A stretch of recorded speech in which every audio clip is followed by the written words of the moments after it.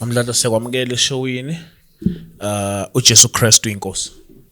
Thank you for having me. Yeah. Ngiyabonga kakhulu ukuthola lethuba la namhlanje. Mangiqale ngokubingelela ababukeli emakhaya. Ngibongelele nani khona la e-studio ngiyabonga kakhulu. Yeah. Ngiyambonga kakhulu uNkulunkulu ngaleli thuba engilithole namhlanje.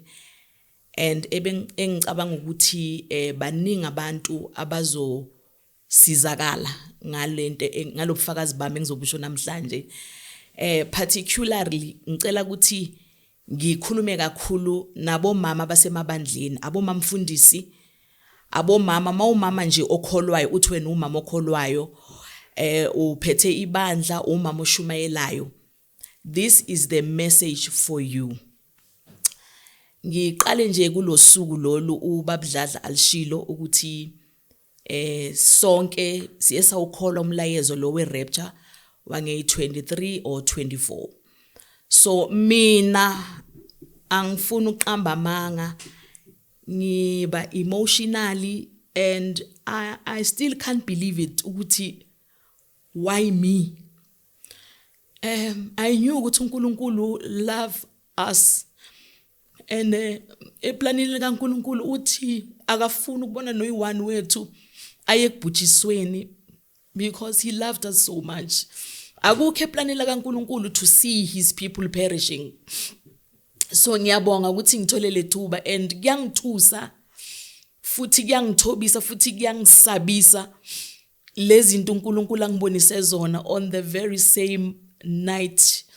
Ezinye uqale before the 23rd and before the 23rd leze bekuyilanga le rapture ukungibonisa, but I ignore them.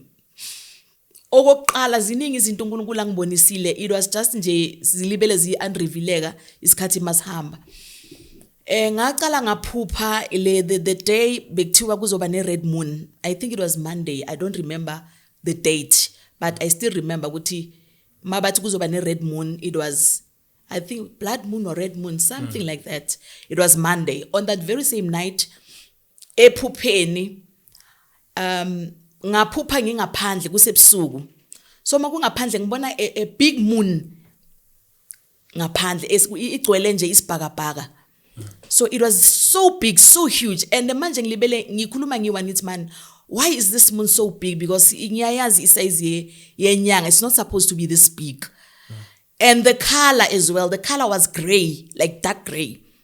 So two things I was asking myself, why is this moon so big? Why is the color so gray? Because but say there's a blood moon. And then immediately while I was still asking myself then kuqala umoya ongathi tornado.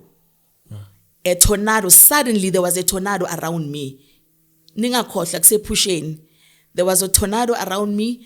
And then lo moya lo ungizungeza ungirounda ma ungiphakamise, and then I rocketed ungise phezulu. Mangiya phezulu, I landed in hell. Sure. When I landed in hell, ngazibona ukuthi noma kuthiwani la kusesihogweni la. There is no God. There's no presence of God. It's cold. It's terrifying. Amehlo bengwakhiphe wonke. My heart was pounding. Inhliziyo yami ishaya ngathi izoma. And God wanted to show me ukuthi this is where you were supposed to go. I heard voices. I did not understand where the voices were coming from. But ama voices engawezwa, it was Italian language, women speaking in Italian. It's only now that God explained to me, now I found an explanation later, ukuthi ifactory la kwenziwa khona izinto zonke lezi esizigqokayo. Zonke lezi zinto esizithandayo ze fashion, uNkulunkulu ungifake lapho, but bekusesihogweni, i-department esesihogweni. And on that very same week, uqale before uNkulunkulu, before the 23rd, engibonise emaphupheni brother Chris, okokuqala bengifake i-gold teeth. Ungibonise le gold teeth iwile. Mangivuka ekseni ngatshela ubabdladla ngathi babdladla ngiphuphe i-gold teeth iwile. Athi kimi ubaba ucabanga ukwenza, ngithi ngicabanga ukuyikhipha. Because angifaka ngamanje, ngifake I was 13 years old. bengiyi teenager and bengiyi teenager ethanda izinto ngafaka i-gold teeth then. Now uNkulunkulu azange ngi-address ngendaba ye-gold teeth. All these years I was saved from a very young age. I think I was 22 years when I got saved. But uNkulunkulu wathula wangiyeka. Azange indaba ye-gold teeth I-address not even once. It's only now that God showed me wangibonisa iwili emaphupheni. Okwesibili ngibone amazipho bengithanda ukufaka amazipho. Ebandleni engikulo I was admired for amazipho. Women admired me, young people admire me. You name them all. I will wear stilettos, I will wear coffin, you name them all. There was a time where ngiyenzele style abathi glow in the dark. Those nails they glow phansi kwengubo. Mawulela amazipho khona ya lighter. I was admired for that. I was loved for that. Abantu abasha they were crazy about that. All the women were saying Mamdladla yo amazipho wakho yonke indawo la ngiyakhona. Ubaba Dladla wacishe waphuma engubeni wabaleka athi ngubi yasha. Ngathi yes wathi na ingubi yasha kenzakalani ngathi mina kunangubi eshaya amazipho abizwa iglow in the dark. So they glow. There was this fashion amazipho bekuthiwa changing colors. And wonke lawo mazipho abuye eChina, they will change amakhala. Ufaka icolor eyi-one but it will change from one color to another. But you painted just one color. Yeah. So I used to have those kind of nails and I was admired by a lot of women, even ebandleni. But thina istyle samazipho sibheke kuwe mama.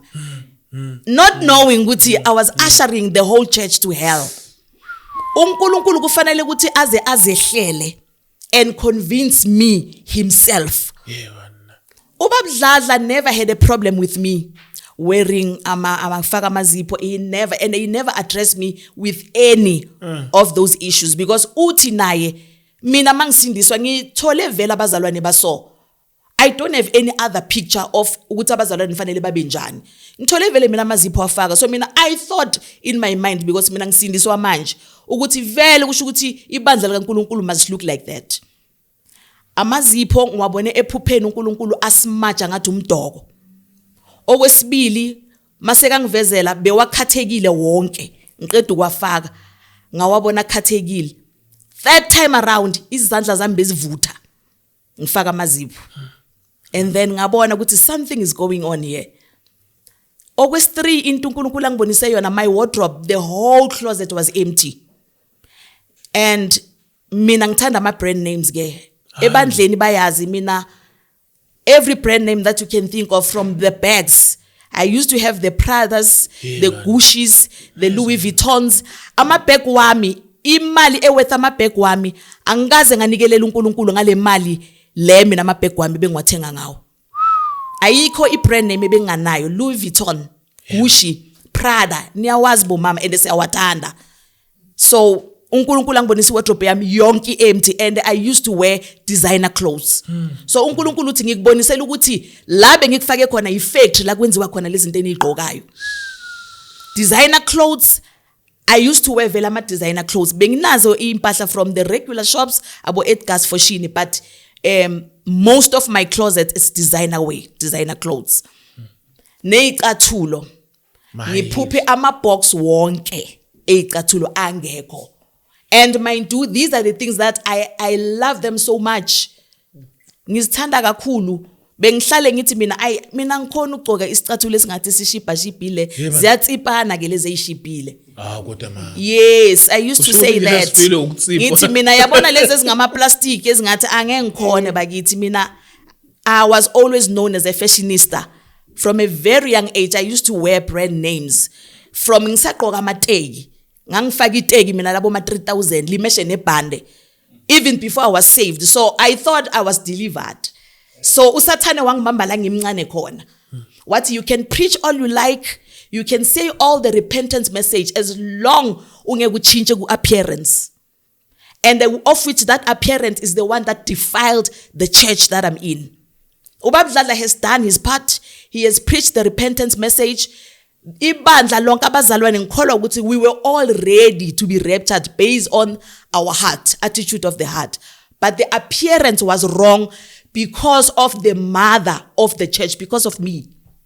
I defiled it. Manje lento leyenza the whole church. The whole church, Baba, because I'm a role model to women. I used to preach that in conferences. Ukuthi no man, uNkulunkulu angeke akushisele ilast week. Ngeke uNkulunkulu akushisele iBrazilian. I mean uthe usithande sisingakabi izoni. Why would you go to hell for ukufaka amazipho lawa esiwafakayo? uNkulunkulu wabona ukuthi because I'm stubborn. Uyasaza ngisho uNkulunkulu. Uyangazi ukuthi mina ngi-stubborn and mangikholele entweni I will hold on and I will be firm to what I believe in. Kangangokuthi noma ngabe bekathumela ubabdladla bengeke ngishintshe. Bengizombuza ubabdladla ukuthi what is wrong now because ungiyekile all these years.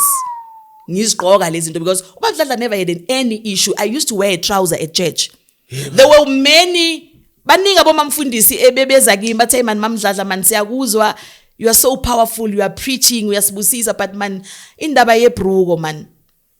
Ngibezwe mara ngingabezwa ngoba nabo into yabo beyingathi inoku hypocrite kancane. Hayi kancane kakhulu. Ngoba bengizibuza ukuthi into enza ukuthi ngiliqhubeke ngiligqoka ibruko bengikhuzile ukuthi laba bebasho kanjalo kimi bona bawagqoka enkonzweni mara during the week bayawagqoka. So I was asking myself ukuthi akusukuzenzisa lokho. Because mangabe uholy, if you are you consider yourself as a holy woman, fanele ibruko ungaligqoki full time. Kungabikho indawo la uzofaka ibruko awuligqoke esontweni mara kwakho ufaka imimpintsho yebruko and then you say kwabanye abomama ulifakelani ibruko esontweni but now uyaligqoka during the week. So you can't wear holiness like a garment. Uyayiqoka uyayikhipha. If you are holy, be holy full time because holiness is a lifestyle. Akusi into igqoka njenge jacket ukuthi okay mangesontweni then that's hypocrisy. If ngizofaka ibruko esontweni awulifake esontweni ngoba kusho ukuthi wena you are just holy ngoba ukwi environment usenkonzweni sebandleni but kwakho ugqoka amajini. So it's pointless. Mina i-message engiyiphethe kubo bonke abomama, it's a requirement. Nobody, I'm saying nobody, akekho umuntu ozongena ezulwini nazo zonke lezi zinto uNkulunkulu angiyekise zona. Ungibonisa icathulo, ama-bag lawa bengiwaphatha, impahla, i-gold teeth, amazinyo. Wangibonisa ekhaya kwami Chris, there were vases. Ama-vase lawa esithandwa abomama esihlobisa ngawo. Picture frames. Yabona ukuthi azinakekanga kanjani buthi. Mina, I would have landed in hell not knowing ukuthi I was in idol worshipping. I did not know. Mina ngokuya ngami I thought I was ready to be raptured. I thought, mina God, I have done everything that you have asked me to do. I have lived according to me. I thought I was holy. Wathi uNkulunkulu ngizokubonisa ukuthi awukho ngcwele ngalendlela ocabanga ukuthi ungcwele ngayo. Everything is defiled. Your house is defiled. Wangibonisa ibonda li-empty, wonke ama-picture frame aphumile. Wangibonisa wonke amavazi awile. And those were the things that were precious in my heart. Ungibonise zona zise kwi-dumping site. Ziphukile, zihlephukile. Like literally zihlephukile in a dream. And mina mangizibuka ngisephupheni, inhliziyo yami beyibhlungu ngathi I have lost a loved one. Bekungathi ngishonelwe. Anything that you love more than God. I didn't know ukuthi I've turned into idol worshipping with those things by loving them too much and valuing them in my heart too much. Ukuthi ngize ngithi yo angeke ngikhona ukuhlala ngafaka ngamazipho. I used to say that ngithi angeke ngikhone. Na 12 years ngifaka amazipho. There was never a year nor a month nor a day la izipho bengalifaki khona. Ubabdladla uyazi. He's the one obekahlala ngikhapha la bengenza khona amazipho. Yes, brother Chris. He's the one obeka ngikhapha. And bengithembekile bengibeka iloni alarm efonini yami ngithi babdladla namhlanje ngenza amazipho. Noma ngabe ubabdladla wenzani fanele ayeke. Noma busy kangakanani mangabe ubusy mele angiorganizele i-transport yokuthi ngiyoyenza izinzipho ngoba I couldn't see myself without the nails. Yeah, man. Yes, it was like my life. Because I confirmed ukuthi angiziboni ngenze amazipho kanti uNkulunkulu ulinde the right time. And ebekazi uNkulunkulu ukuthi mina I'm not the person, angisilo umuntu lo ongaconvince abantu. uNkulunkulu fanele azehlele yena mathuba. I preach this message leya ka 1 Peter 3 verse 3 elithi ukuhloba kwenu makungabe kwangaphandle kuphela okwakwalu kuyinwele nokufaka igolide nezimpahla akube umuntu osithekile wenhliziyo ohloba ngomoya wobumnene nowokuthula. Mina I used to preach that message kuma conferences and uNkulunkulu wathi yabona ke njengoba wena le message uyidilute kanje, you have to go back to these women and tell them that every woman who is still going through that road will end up in hell. They will be raptured but they will not make it to heaven because of the appearance. As you must go back to bonke abomamfundisi obaziyo. Ngibuyele ebandleni engikhonza kulo ngaxolisa on Tuesday. Bengixolisa ebandleni ngithi ngiyaxolisa kubo bonke abomama engiye ngaba deceiver, kubo bonke abomama engiye ngaba role model yabo. I was a wrong role model. Based on what God has shown me, you were the wrong role model. You diluted the message. The man of God has done his part. He has preached the repentance message. People were ready by attitude, but the appearance is wrong still. And Brother Chris, I was not the only one who was going to hell. All the women in the church were going to hell, including our daughters. Nabama bantwana, we still crying. Endlini besikhala. Ngikhala nabantwana bami bathi mama, kusho ukuthi ngabe thina sisesihogweni. Because abantwana bami bebagqoka ikete emfishane. Uthi is okay. And I'm teenagers, 17 and 14. 2 daughters and 1 son. Gqoka zona le igcebhe uNkulunkulu athe batshele ukuthi akuna sigcebhe, akuna mama ogqoka isigcebhe ozongena ezulwini. Akuna mama oyenza inzipho. Bo mama ngikhiphe konke, I have lost. God has stripped me out. Niyangibona ngigqoke kanjani? Umuntu ongaziyo uzongimangalela ukuthi uma Mdladla uyahlanya na. Kwenzakalani? Angihlanye ngizizwa kahle. uNkulunkulu othe uzohamba uyobatshela. Ngikubonise ngoba I'm giving you the message to take it to women. Ukuthi nginenzela umusa irapture yenzakalanga not because bekungafanelanga beyizoyenzeka but ngibone ukuthi kunabantu inhliziyo zabe zi right but the appearance is wrong. So I'm begging you and I'm beseeching bonke abomamfundisi abangilalele, bonke omama bathi bayakholwa and they want to make it to heaven. This is true. Hell is real. I've been there. Kangangokuthi Brother Chris, if irapture yenzekile ngabe mina ngisesihogweni. And angishi ngedwa ngisha nabantwana bami. Labe bengibathengela igcepi, ngibathengela amateki lawa asefashionini, amaboots lawa nama-chain asefashionini, abantwana bami bafaka ama-short. Because of me, I was the one ebengihamba nabo. Senze shopping ngibathengele lezi zinto. Worst part, there was a time la ngibenzisa khona amazipho. Teenagers 17 and 14. Ngisitshela ukuthi hamba nishem nabo athi makuwabo December ngithi hayi asenzeni amazipho ngenzisa labantwana. So I was the one who was ushering my kids to hell. And all the women in the church. And all the women where I preached the message, yokuthi no one will go to hell because of I'm a Brazilian. That is why uNkulunkulu athe you will go back to these women and tell them ukuthi no one will see me. Brother Chris, laphe ekhaya on that very same night izinto sizikhiphe zonke ubaba Mdladla wangincedisa. Ngakhipha icathulo zonke. I've got more than 20 pairs. I think I've got 30 pairs. Yeah, enye yesono uNkulunkulu addressing him covetousness, wanting more stuff. What you had too much shoes. And then you continue to buy more. And then you bought the most expensive shoes. Your clothes, you are wearing designer clothes. All these clothes are defiled and they are defiling you.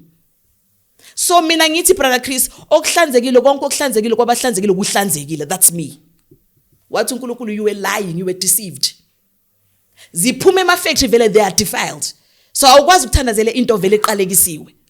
Into zakho umtyholi lezi ezikaSathane. He knew very well uSathane ukuthi noma ngingaze ngithi ngingcwele kanjani uyongibamba ngale egate. Avele sekangi-accuse ukuthi nangu umntana kugqoka into zethu.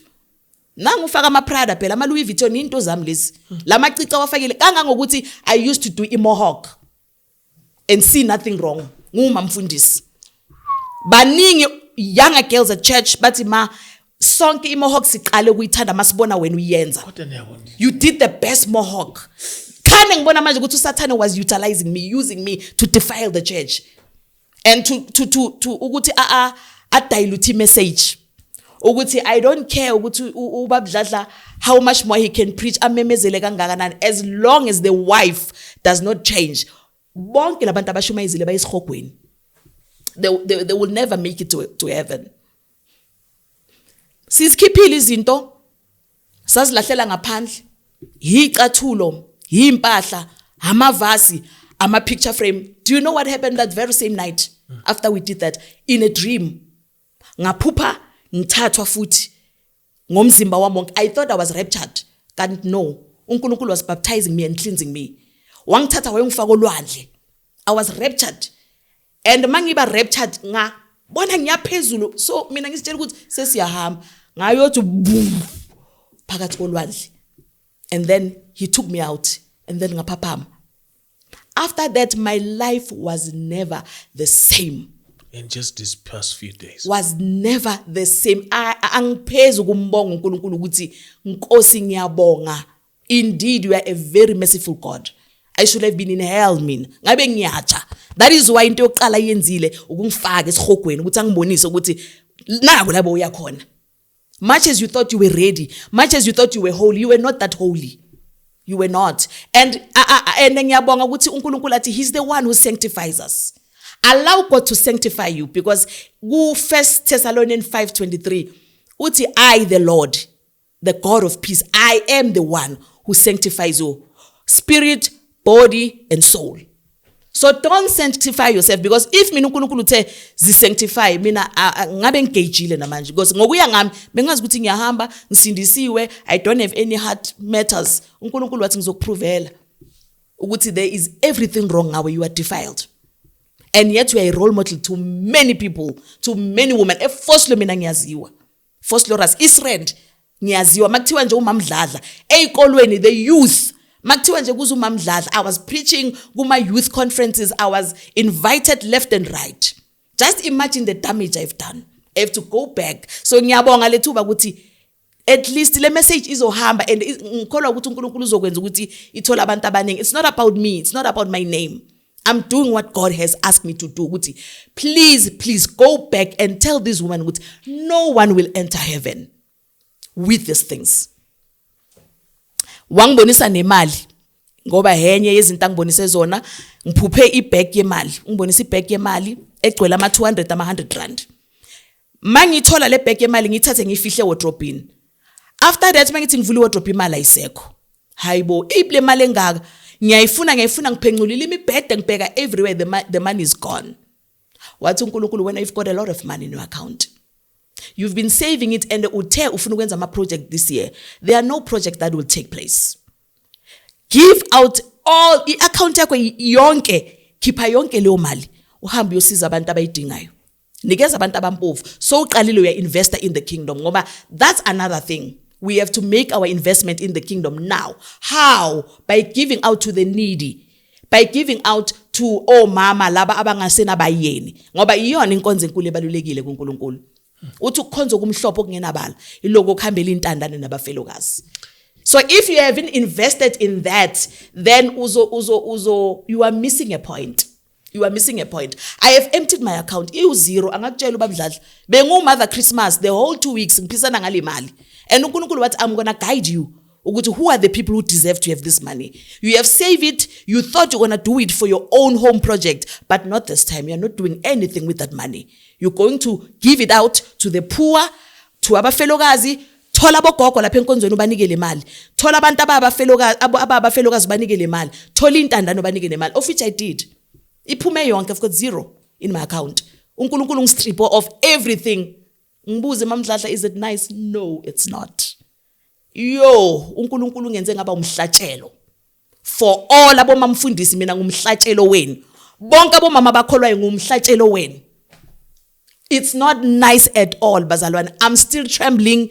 Ngiyasaba. Ngimtshelile uNkulunkulu ngathi baba ngiyaxolisa for being stubborn, because stubbornness is equals to idolatry. Rebellion spirit is equals to witchcraft. Much as we are praying in Church City, sixosha abasithakathi mabaphume ngegama lika Jesu, kanti sithina ourselves sizibiza ngabazalwane singabomama bathandazayo, but it's ne witchcraft. Yithi abathakathi, because we are disobedient to God. Asimlaleli uNkulunkulu. And we are rebellious. I was rebellious. Angiphiki, I was rebellious. Very stubborn. Bongeke ungitshele next. And actually bengisitshela ukuthi abona bonke labo mama bakhuluma ngale ama makeup nani. It was their personal journey. It's not for me. uNkulunkulu bekakhuluma nabo. It's personal. Insindi si personal. Nami uNkulunkulu makangitshele lezi angazifuni. Wathi uNkulunkulu good. Ufike la ngikufuna khona. And then he came yena mathupa. Qathatha. Wangitshela ukuthi abona all these things lezi ngizidetoxe kuwe. you must go back and tell this woman ukuthi no one will see. Ngicela ukulanda kancane ngebackground but Chris ithuba lami lingakapheli. Yeah. I-background yami ke mina ekhaya it was a Christian background. Yeah. Abazali bami were preachers of the gospel. So ekhaya umamami soloko ngazalwa mina ngafika emhlabeni. I've never seen my mom wearing a makeup. Mama bekangayigcoki makeup. Bekangafaka amacici kangangokuthi bekangabhobozanga. Bekangalifaki ibruko 24/7. Bekangazenzi inwele. She always had the original hair ubezigeza azikami. And nami ngikhule kahle hle ngingaliqoki ekhaya amabruko bewangaqokwa. Nami as a young girl umamami wangimentora kanjalo ukuthi athi mina anginayo imali ngizothengela abantwana bami amantombazana amabruko ibruko aliqokwa la.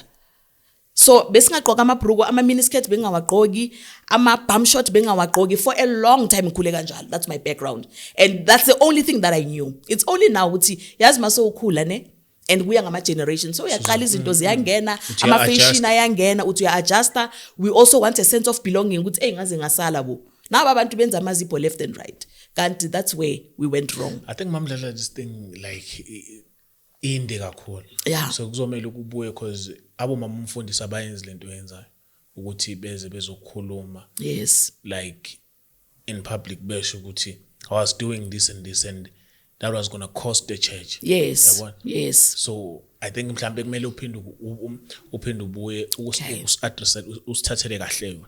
Usiqoqele kahle yona ibehavior yomama umfundisi esontweni. Because abanye abamfundisi bakuthi Chris omama umfundisi baya stress. So sengiyacanga ukuthi nabo abanye bafuna amazipho ngoba umfundisi asakhona ukushumayela kahle. Uyabona? So I think the behavior kamama umfundisi kuzomela ukubuye ukuzosixoxela ngayo. No, ngajabula kakhulu. Yeah. Babudladla sesizokubona bawubuya futhi okwamanje isikhathi sesishayile kada ne. Ngiyakubona masungibuka kanje okay. Yeah. So kulungile sizokubona bawubuya futhi. Otherwise on sound and camera this thing is usual. I got my man James and on my right I got my man Kanda. Phela is one story at the time and one testimony at the time. We on Grace James, are we out or what? We out. We out.